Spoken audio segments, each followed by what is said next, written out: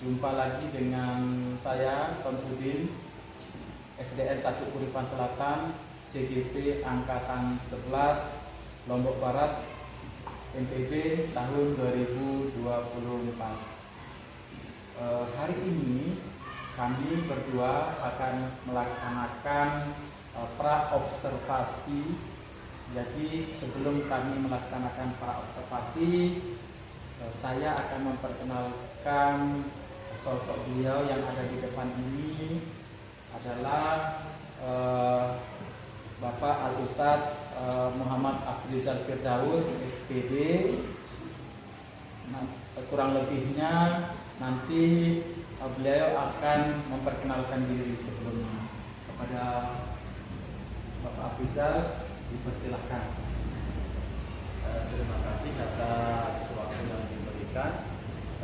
Perkenalkan, nama saya Muhammad Afrizal Firdaus, SPD. Saya mengajar di kelas 4 sebagai guru kelas. Oke, baik. Jadi langsung saja Pak, Ya. langsung saja. Ya, terima kasih sebelumnya atas kesempatannya, telah bersedia untuk disupervisi. Jadi sebelum pelaksanaan pembelajaran dimulai, tentu saya akan menanyakan beberapa hal. Oke? Jadi kira-kira pada saat supervisi nanti, walaupun Bapak sudah mengajar di kelas 4 atau telah mengajar di kelas 4, di kelas berapa yang Bapak ingin melaksanakan nanti supervisinya, Pak? Untuk lebih memantapkan dan memang itu sebagai tugas saya, ya tetap saya akan pakai kelas 4 ya. Seperti itu. Lalu kira-kira hari dan tanggalnya cuma kapan, Pak? Pelaksanaan Sekitar akhir bulan Oktober, kita tanggal 28. pelaksanaannya ya, saya tunggu nanti pelaksanaan itu.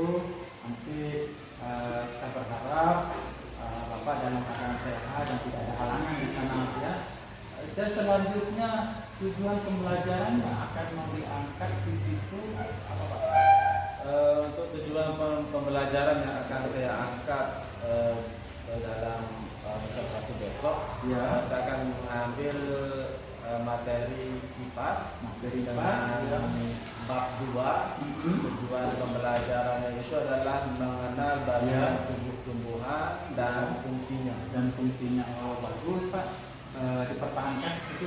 Lalu kira-kira ini karena di IPAS itu bagian mana yang sekiranya yang mau akan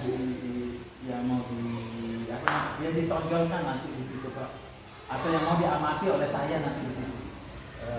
Untuk desain atau dalam rancangan besok dalam kegiatan pembelajarannya sebagai tujuan intinya itu supaya pembelajaran tujuan pembelajaran sampaikan dengan membuat pembelajaran itu yang kontekstual dengan mengamati tumbuhan secara langsung ataupun juga nanti dengan berdiskusi dan presentasi. Oke, ya terima kasih. Dan kemudian di situ tentu kan ada strateginya, Pak, dalam pembelajaran. Apa strategi yang Bapak gunakan nanti di situ, Pak? Selain dari kontekstual dan yang lainnya. Strategi yang saya gunakan besok itu rencananya adalah pembelajaran berdiferensiasi proses. Bagus itu Ya, karena saya sudah mengajar di kelas 4, saya tahu kondisi karakter gaya belajar mereka. Ada yang senang melihat gambar, ada yang senang secara langsung, makanya kita pakai menggunakan proses itu dengan metode yang berbeda dengan kondisi anak. Lalu yang terakhir nih, Pak, dari hal-hal yang tadi, harapannya apa, Pak? Tentu harapan terbesar saya sebagai guru ya memberikan transfer pengetahuan kepada mereka dan juga di samping itu bagaimana mereka berkolaborasi, artinya kedekatan emosional dengan sesama anak dengan diskusi dan presentasi. Ya, terima kasih Pak atas kesempatan dalam observasi ini. Sekali lagi saya ucapkan terima kasih, kurang lebihnya dan untuk semuanya bahwa apa yang kami laksanakan hari ini semoga nanti pada saat observasi kelas akan berjalan dengan baik. Harapannya juga dengan hal-hal seperti ini bisa menjadi acuan kami ke depannya. Kurang lebih kami berdua undur diri. Wabillahi taufiq wal hidayah. Wassalamualaikum warahmatullahi wabarakatuh. Yang hadap selatan, bisa lihat ke layar. Materi atau tema yang akan kita pelajari pada kesempatan hari ini adalah mengenal bagian-bagian tumbuhan. Nah, untuk memperjelas seperti yang Pak Guru sampaikan tadi, ini yang akan kita pelajari, memahami fungsi dan bagian tumbuhan, kemudian mengidentifikasi jenis-jenis bagiannya, selanjutnya menghubungkan fungsi dengan struktur yang ada pada tumbuhan tersebut. Ini akan kita pelajari pada materi ini. Oke, kita langsung saja. Mulai daripada bagian tumbuhan. Nah, sudah jelas di papan, bisa di layar, bisa dilihat. Yang pertama ialah apa? Daun. Ini bagian tumbuhan yang paling utama ini. Nah, pertama ialah daun. Daun itu apa? Organ penting untuk dalam membantu proses fotosintesis, membuat makanan dan pernapasan tumbuhan. Itu bagian tumbuhan yang pertama. Yang kedua, bagian tumbuhan apa? Apa di layar? Batang. Oke, kita kembalikan dulu. Yang kedua adalah batang.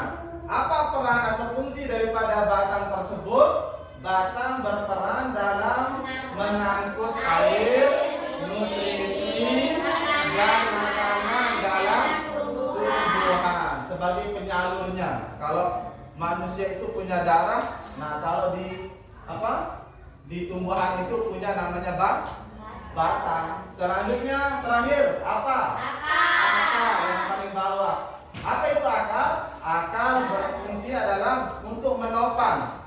Menopang itu supaya tidak roboh, menjangga gitu. Sekedar menyerap nutrisi bagi tumbuhan. Dari mana diserap? Diterima dari apa yang sudah Pak Guru sampaikan.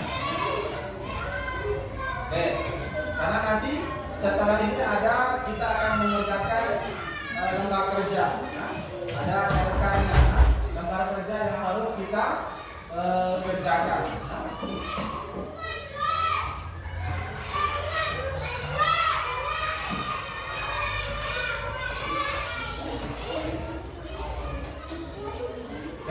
Sudah? Oke. Nah, kalau sudah, Pak Guru ingin sampaikan. Setelah materinya dipahami dari apa yang sudah Pak Guru sampaikan dan sudah ditulis apa inti-intinya, dan untuk menambah pemahaman atau pembelajaran kita supaya lebih bermakna, supaya kuat ingatan kita akan membuat sebuah praktik ya, untuk menambah pemahaman kita akan membuat kolase atau gambar yang ditempel dengan media yang Pak Guru sudah sampaikan. Sudah bawa alatnya atau tidak? Bahan-bahannya apa saja yang sudah dibawa? Pesta, apa lagi? Apa lagi? Terus apa lagi? Tumbuhan, bagian-bagian tumbuhannya. Apa lagi? Kertasnya ada? Nah, nanti kalau kertasnya Pak Guru yang bagikan untuk lembar kerjanya. Lembar kerja yang pertama Pak Guru bagikan. Nanti bisa tulis nama kelompoknya ya. Tulis nama kelompok, nama kelompoknya. Terus kelompok berapa?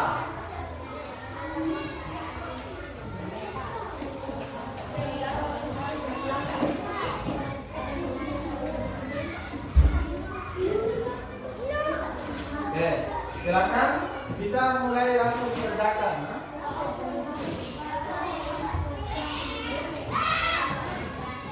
Kelompok 1, kelompok 1, 2, 3, 4, 5. Tulis namanya kelompoknya dulu.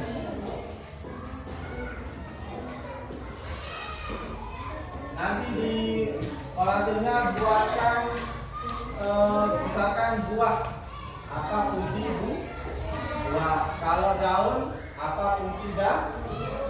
Nanti kita akan presentasikan di depan mewakili kelompoknya. Nanti maju 2 orang nanti. Silakan dibantu temannya ya. Kerja kelompok. Nanti Pak Guru akan nilai masalahnya. Pak Guru akan nilai kekompakan kelompoknya. Siapa yang aktif, siapa yang kurang. Sama-sama saling membantu. Pak, terus di kelas dulu.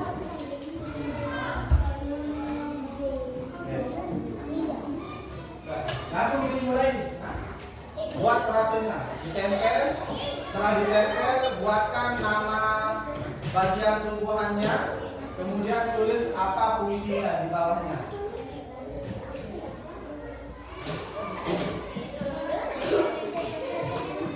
Kayak contoh yang sudah Pak Guru bagikan. Nah, dipotong-potong dulu. Ya, itu. Nah, nanti kasih keterangan. Assalamualaikum warahmatullahi wabarakatuh. Waalaikumsalam. Selamat pagi. Jumpa lagi dengan Samsudin, SPD, SDN 1 Kuripan Selatan, CGP Angkatan 11, Lombok Barat tahun 2024.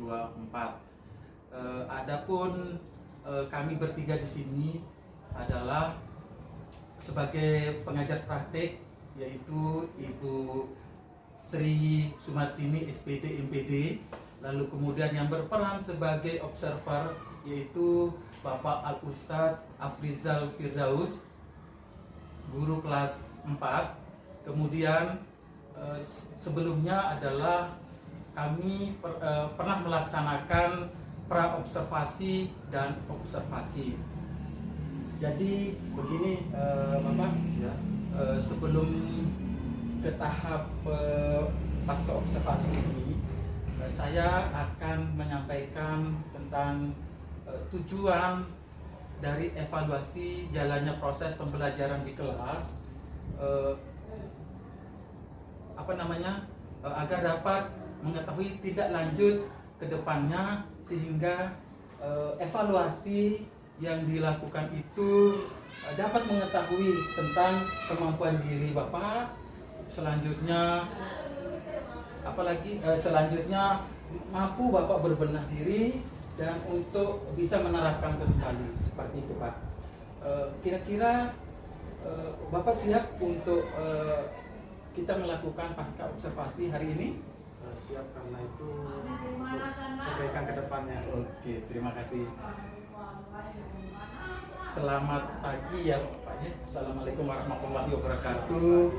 Bagaimana keadaannya Bapak? Alhamdulillah sehat seperti Bapak yang diberikan.